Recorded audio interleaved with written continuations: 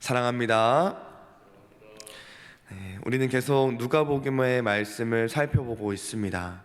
이 누가복음 말씀을 통해서 예수님께서 우리를 얼마나 사랑하시는지 이 누가복음 말씀으로 우리가 계속 확인을 할 수 있습니다. 예수님께서는 그의 공생의 사역 가운데 우리에게 좋은 것을 주시려고 애를 쓰시는 모습을 발견합니다. 우리의 배고픔을 채워주시기도 하고 또 병든 자를 고쳐주시기도 하며 죽은 자를 살려주시기도 합니다. 그래서 11장에 오게 되면은 예수님께서는 제자들에게 기도하는 방법까지 알려주십니다. 그리고서는 이제 하나님께 간청함으로 기도하면 주실 것이니 너희가 구하라, 찾으라, 두드리라.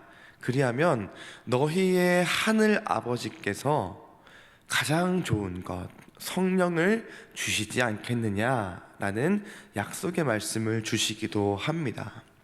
오늘 말씀을 보면 제자들과 함께 귀신을 쫓아내신 예수님께서 다시 한번 귀신을 쫓아내는 말씀을 주십니다.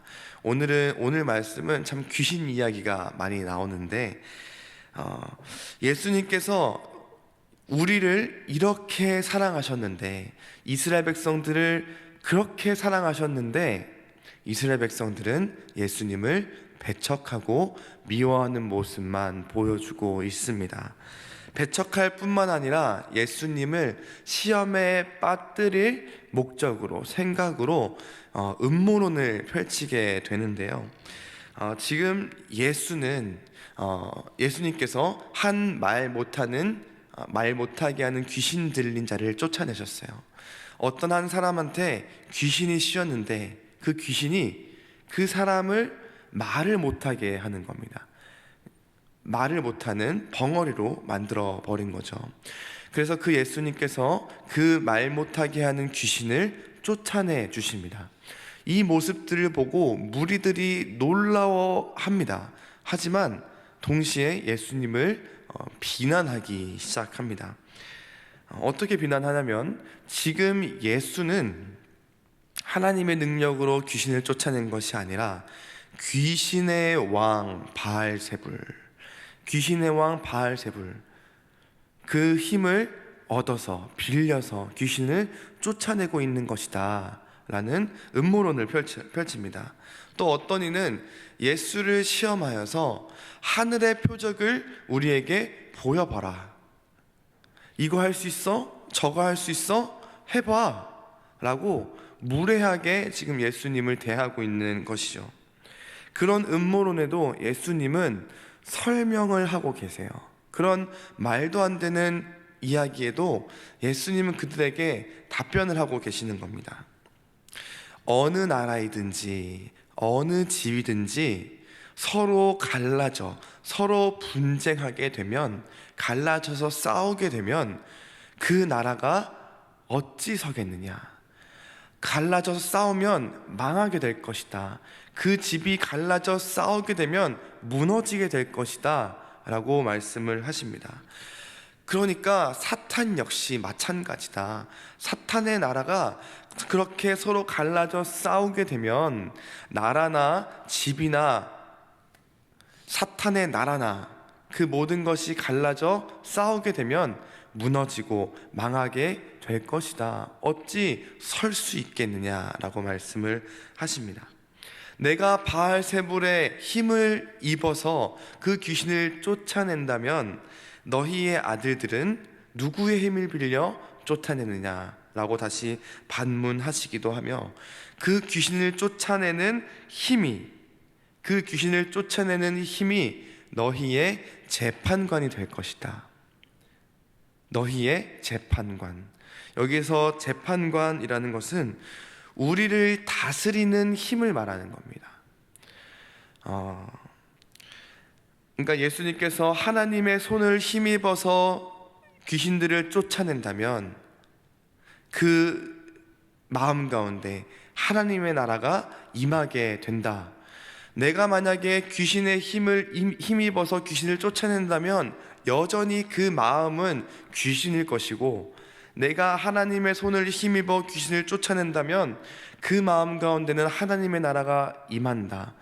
그러니까 그 마음을 움직이고 그 마음을 지배하는 것이 바로 우리의 재판관이 될 것이다 라고 말씀을 하시며 그들의 음모론을 제압하고 계시는 거예요.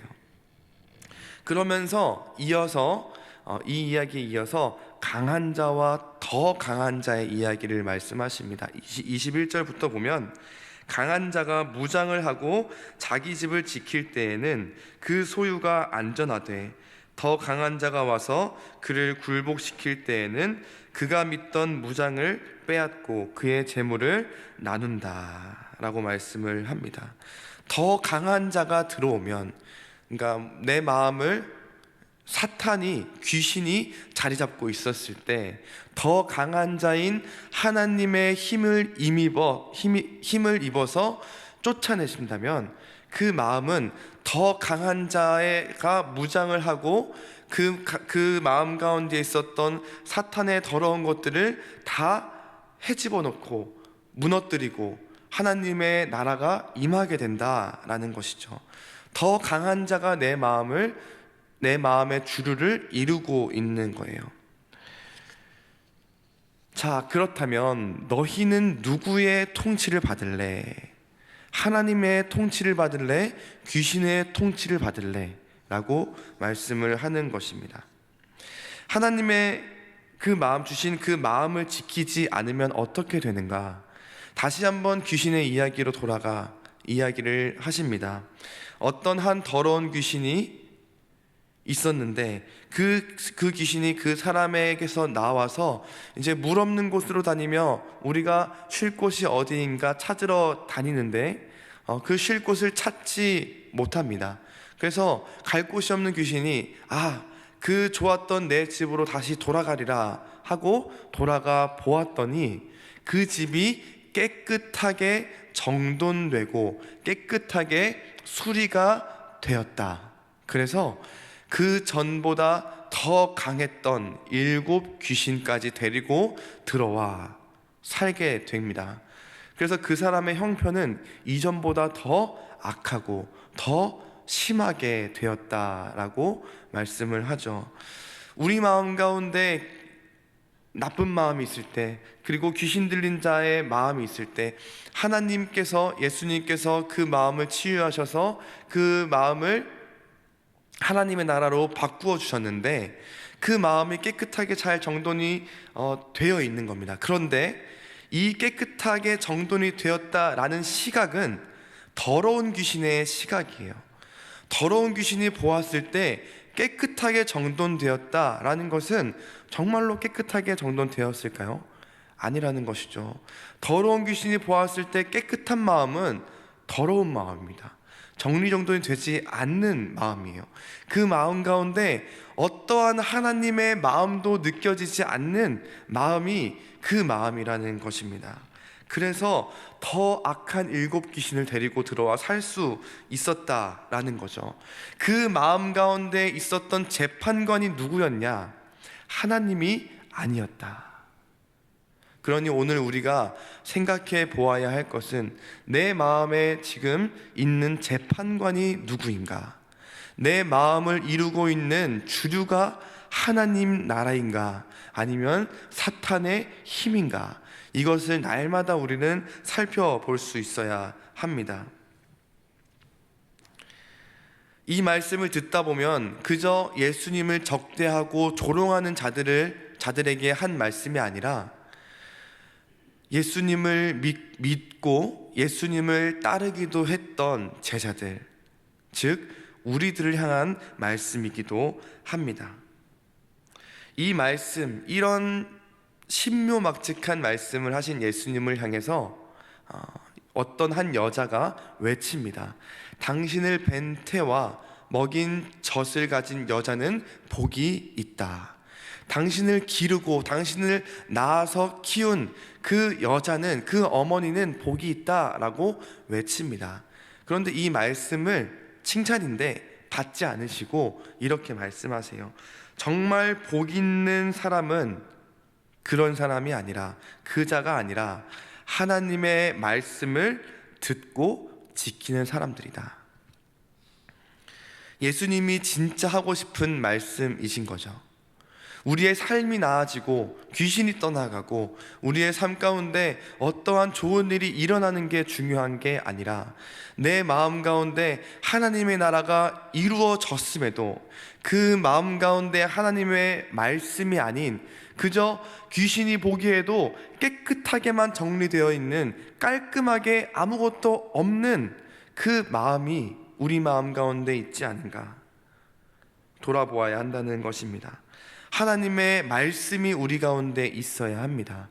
그 말씀을 듣고 지키고 행하는 그 마음일 때 더러운 귀신이 우리의 마음을 틈타지 못하게 된다라는 것입니다. 말씀을 맺겠습니다. 나의 재판관은 누구입니까? 나의 재판관은 무엇입니까? 내 마음은 무엇에 힘입어져 있습니까? 내 마음은 하나님의 힘입어져 있습니까? 사탄의 힘입어져 있습니까? 또 그 마음이 하나님이 보시기에 깨끗하여야 하는데 혹시 사탄이 보기에도 깨끗한 마음이지는 않습니까? 우리 마음이 하나님의 나라가 주류가 되는, 하나님의 말씀이 우리를 인도하고 다스리는, 하나님의 말씀만이 우리의 재판관 되시는 우리 모든 성도님들 되시기를 축복합니다.